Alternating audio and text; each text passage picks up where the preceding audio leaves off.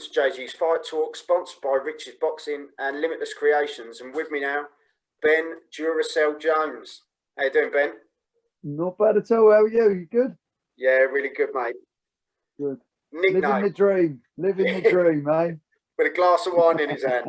Yeah, it's it. No one can see that. What are you talking about? Yeah.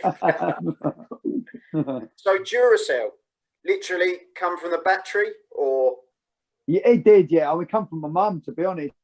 Through the batteries, there was always the adverts, they last longer and what have you, and that was me. I was the naughty, hyperactive child that just the batteries never run out. Yeah. I'm glad I wasn't on my own as a kid then, because my mum said the same thing.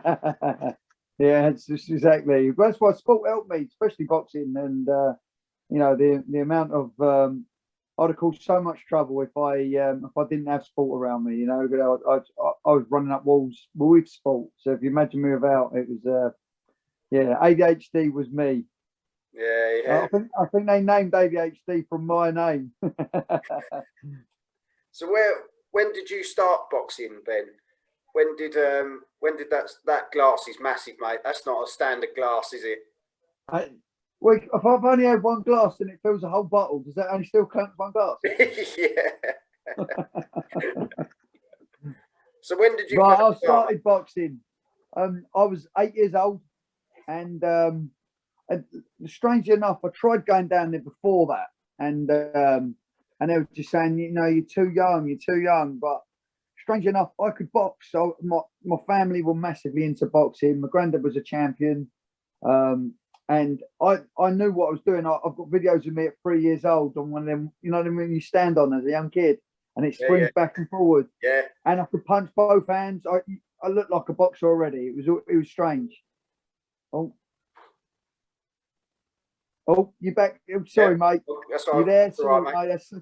I didn't know it cut it out. Someone tries ringing you, it cuts it out. So sorry about that. Right. You're so popular. Oh, yeah, I wish, mate. I wish.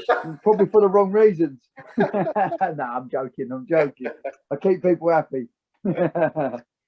Yeah, I went down to a boxing club at a young age, 8 years old. I had to start rugby and judo before because they started you at 5 because I was that sort of hyperactive kid that needed sort of rough and tumble stuff. And obviously, as a kid, for me, rugby was them days you should have to full tackle. There was no touch rugby, nothing like that. So it was right on my street as well. Judo, you get right involved straight away. So it was a perfect fit for me until I was ready for boxing. Yeah. And as soon as I went into boxing, you just knew it was like a glove. I fitted so well, and it was what I needed to do. So yeah, it was good. It was good. I enjoyed it. So when did you hit the amateurs, or did you go straight for pros? Or no, I was amateur all the way through. I turned pro. I think I was 24, I believe. Just turned 20. So I was a little bit late, really, in some ways. I always wanted to win the ABAs. Strangely enough, I got to the semi-finals twice, and felt like I was robbed out of the decision. And I always wanted to go again and win the ABAs. And in the end, I thought, you know what, the amateur game probably wasn't for me so much anyway. It was the days of my time was point scoring. Yeah. So if you was a 6'1" southpaw and you could jab someone on the top of the head, that was a point, you see. So really, the amateur boxing game at that time wasn't really me, as in the pro game was. It was more rough and tumble. You're in close, and that was and it suited me down to the ground, really. Yeah. So as you say, you turned pro at the age of 24. Yes, right. And in my eyes, as a fan, you look at good old Box Rec, and you look at all the stuff you've achieved, and what a career, Ben. It was exciting. It was nice. Enjoyed every minute. So what can you say? It doesn't matter about the money. Doesn't matter about the wins. I enjoyed every second. So who cares? That's life. That's boxing. Boxing's for me a fantastic sport that's kept me out of a lot of trouble. Yeah. And it's helped me in life. strangely enough, I started luckily at a young age. I started a plumbing and heating company. So I was really young. I was only 19, started it, and it was always something to fall back on. Yeah. Well, the nicest thing is it carried on all the way through my pro career, and I had people working for me, and we've never advertised, and we've got a really good name, and everybody enjoys working around us. Do you see what I mean? So it's a lovely thing.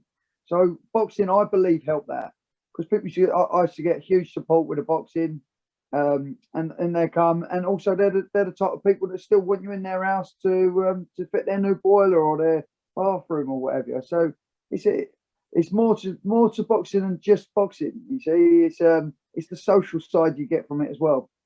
Yeah, yeah, and that would have, the discipline like you were talking about, 100%. And that put you in good stead, didn't it, for your business? 100%. I think I'd have been in a lot of trouble. A lot of my friends were. I've got friends that have been in and out of prison, and it was me that was with these people that I said, 5:30 come or whatever it was, whatever time there was at the time, I'm going back for got training, and I'd leave and go back to training, and then my friends were staying out and causing trouble, and I got out of that through boxing training. I mean, how good's that? And I was strong enough to say no. So when your friends start smoking and drinking and doing all sorts of stuff when you're young, which is, kids do these things. So we're not saying that they were wrong. People, they experiment, but I never tried. It wasn't me. I had no interest. I wanted to be a champion. So boxing was what it was about. And how good is that for a mum and dad to say, do you know what, my kid was so strong that he could say no. You can say no when you're a boxer and you've learnt that discipline. Learnt to say no. Yeah, and the fact that you had that focus to be a champion, you had something to head for. 2011, you became the English champion, and then it went from there. 2012 IBO International. That's it. 2013 European. Yeah, I believe. You just kept going, and then you got your Intercontinental after that as well. Yeah, that was the big one. That got me number 4 in the world. That one, so that was the good one. So got me some great opportunities. Yeah. So for you, was that the one for you, the big win? I mean, for belt wise, yes, because that was the step below the world title. As in, as the WBO goes on, there's you can't go any higher. Well, I don't even know if I think I might even change it now, but at that time you couldn't go any higher than the WBO Intercontinental. That was the step below, which got me right there to knocking on the doors for the world title. You just sometimes at that point you need a bit of luck because you got the top 10 that they can choose for their fights, and it's whether they choose you or they choose somebody else that's easier or however it works. So politics of boxing, I'm afraid. Yeah. Do you still watch a lot of boxing now? Is there any sort of fight? I love the boxing. I'll never be out of it. I've been retired now, 3 years, I think, and for the first sort of year and a half, 2 years, I sort of kept out of it a little bit because it teased me watching on telly. I'm still fit. I could still go and spar 10 rounds. Well, I did actually about a month ago. I still could do this. I'm still fit and able. So there was always that temptation, and I knew if I kept away from it and did, kept out the gym and kept myself sane. Don't get me wrong, but so kept completely away from boxing. I wouldn't get that eager to come back, and I'm never going to get back to where I was. So now is a good time for me to get back in and help teaching kids and the amateurs coming through, and hopefully one day get my next world champion that I'm going to take on. Yeah. Do you think you would ever make a comeback? Those golden words. No, mate. I'm not doing it. As he swings his wine. I was offered some great money. I was offered some great money, and no, it's not for me. I'm going to tell you one of the main reasons why I retired wasn't because of it's because I was getting. It wasn't because of my age, wasn't because of my fitness. This is the shame about it, and this is the reason why I kept away. It's because the big money men in this world of sport was giving me very short notice to fight their new young up and coming star. Yeah. So I was getting 3 weeks notice. I mean, You try and get down to weight, get yourself to super great shape, you know, to fight for 12 rounds against this new young 26-year-old superstar. You ain't going to get there. You give me 12 weeks, which they weren't interested in. It'd have been a whole different game, but they weren't interested in that. They want to take your belts and your name away from you, you know. Yeah. No, I totally get that. I totally get it, mate. Is there anyone in particular that you like watching now? What I loved watching Lomachenko. Loved it. I mean, shamefully his last fight. The thing is, what people don't realise as well is Lomachenko's. He actually turned pro at an older age. You know, I think he was 30, 31 when he turned pro. He's a fantastic fighter, but he's at retiring age, but he's that clever, special clever, you know. And to me, he's gone up a good few weights, and he's at lightweight, and that's not really his weight. And he was doing it to make a legacy, you know. And he is that special. But so he's great. I'll tell you what, the two this weekend, Canelo and Saunders, two cracking fighters they are, and that's going to be an interesting fight. I'll be staying up to watch that too. So, you know, who you got then? Who you got? It's a difficult one. I love Billy. Billy's a great fighter, great special. But Canelo's very, very special, you know, and that's a difficult ask for anyone. One thing I really hope Bill does is I hope he goes over. He's not a huge puncher at super middleweight. He's gone up the weights himself. So my opinion, if he goes and studies how Mayweather done it, Bill can be that clever. Bill's a clever, classy fighter. Play the game of clever, and maybe he's got a massive chance. If he goes out there and tries beating him as a, you know, getting the harder shots, thinking he's a stronger man, then you're going to lose. You know, I think the thing is, Canelo's come on as well. Even since the Mayweather days, you watch Canelo's. He's a clever man himself, very, very slick as well now. I used to think he was a little bit robotic. Not anymore. He's got that mindset, that skill about him as well, you know. So he's a good fighter, very good. It'd be an interesting fight because to me, it's either going to be a complete walkover for Canelo, or Billy Joe's going to come out with something quite special and it'd be clever. I hope he does so. Yeah, it goes back to very much like when Tyson Fury said, "I'm going to go and knock Wilder out," and everyone sort of laughed and went, "You won't. You're going to box him on the back, but you're going to do what you do." And look what he did. It's unbelievable.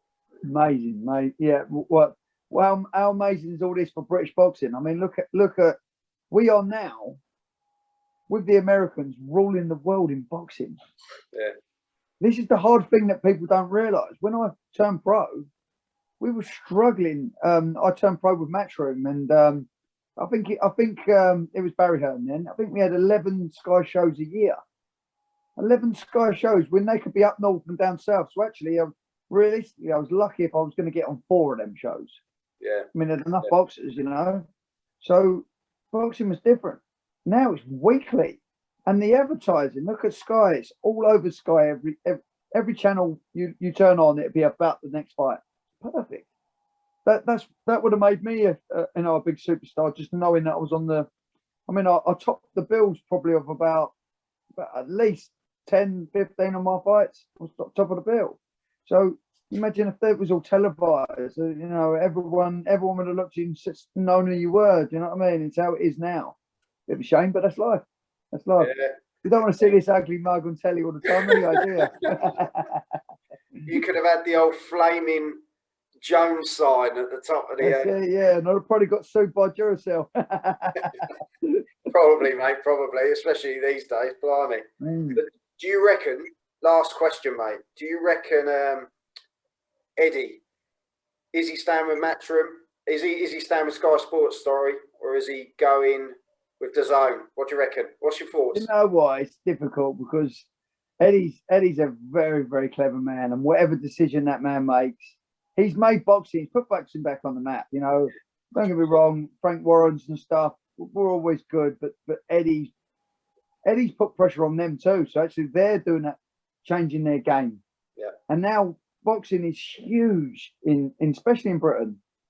and we're cracking at it. We just needed that money behind us, like Eddie's pushing in, and the advertising, and I don't know which way it go. Sky Sports will come up with a deal, because you know what, they can't lose everything. You know, even the football and everything is going on to different things. So Sky Sports will have money in their push, and Eddie Hearn ain't stupid. He knows what he's doing. Whatever way he does it, he might even have his own channel too. Why not? Yeah. Why not go both? Ed TV. There you go. Ed TV. Yeah, I like that. I like that. Might well be. It was, well, like Box Nation. Frank Warren done it, didn't he, years back? So yeah, why not do it? If I mean, it doesn't mean I'm gonna be paying for it or whatever. That's the problem. Everything you seem to do, every channel you seem to turn on, you're paying for it. You think, yeah, exactly. What else do you have to pay for? What we're gonna do? You know, there's the worries. Yeah, well, I'll make this my last one. Actually, Eddie goes to DAZN. Sky Sports is open. Who gets it?